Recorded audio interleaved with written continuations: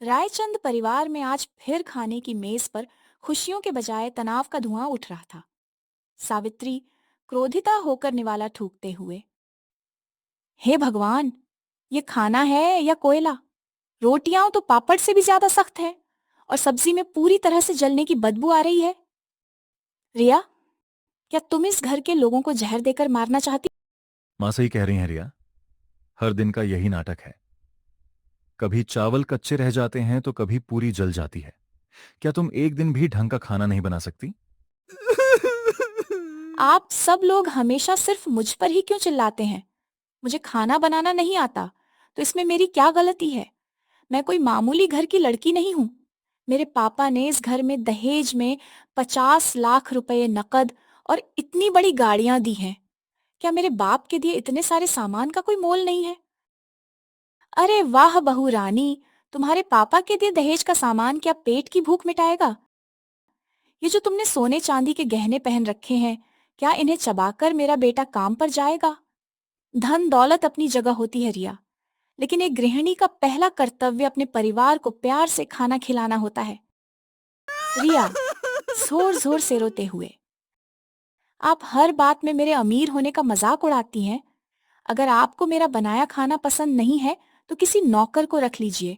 मुझसे ये सब रोज रोज नहीं होगा। एनिमेशन। छोटे बेटे रोहित की शादी का मंडप दिखाई देता है। समय बीता और छोटे बेटे रोहित का विवाह एक बेहद साधारण परिवार की मीना से हुआ। मीना स्वभाव से नम्र थी और उसके हाथों में जैसे साक्षात अन्नपूर्णा का वास था। सावित्री खुशी से पहला निवाला खाते हुए, वाह मीना बेटा वाह, आज महीनों बाद ऐसा स्वादिष्ट और प्यार से भरा खाना खाने को मिला है। खीर में तो जैसे अमृत घुल गया हो। भगवान करे तू हमेशा सुखी रहे और तेरी उंगलियों में ये स्वाद हमेशा बना रहे। सच में छोटी भाभी, आपने तो कमाल कर दिया। ऐसा स्वादिष्ट भोजन मैंने आज तक नहीं खाया। आपका बहुत बहुत धन्यवाद।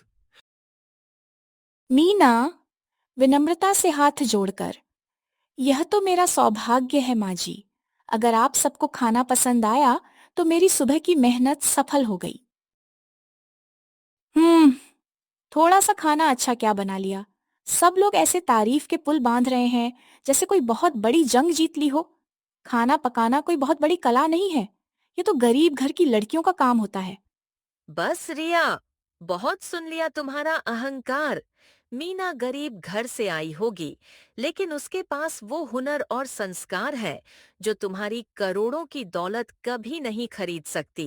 सास सावित्री रसोई घर में जाती है और चौक से रसोई के फर्श पर बीचों बीच एक सीधी सफेद लकीर खींच देती है।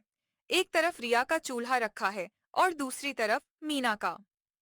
रिया आश्चर्यचकित होकर, माँ जी, यह आप रसोई के फर्श पर चौक से बीचों बीच लकीर क्यों खींच रही है?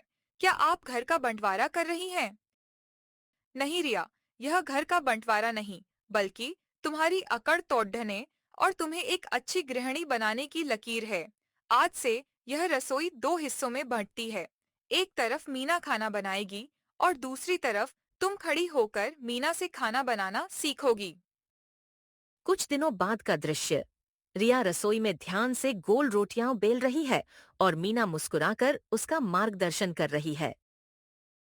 रिया पूरे परिवार के सामने मुस्कुराते हुए थाली परोसती है। नरेटर। दिन बीतते गए। मीना के धैर्य और प्यार ने रिया के घमंड की बर्फ को पिघला दिया। रिया ने अपने अहंकार को छोड़ाकर सच्चे दिल से खाना बनाना सीख लिया। रिया कांपते हाथों से थाली सावित्री के सामने रखते हुए, माँ जी, आज ये सब्जी, चावल और गरम रोटियां मैंने खुद अपने हाथों से बनाई है। मीना ने मुझे हर कदम पर सिखाया है। प्लीज एक बार चक्कर देखिए और बताइए कि क्या आज भी खाना जला हुआ है। सावित्री निवाला चबाते हुए आंखों में संतोष के आंसू आते हैं। रिया, यह रोटी न तो जली है और न ही सख्त है। इसमें तुम्हारी मेहनत और मीना के दिए प्यार का अद्भुत स्वाद है।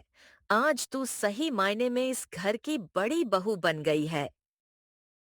अरे वाह रिया, आज तो खाना सच में बहुत लाजवाब बना है।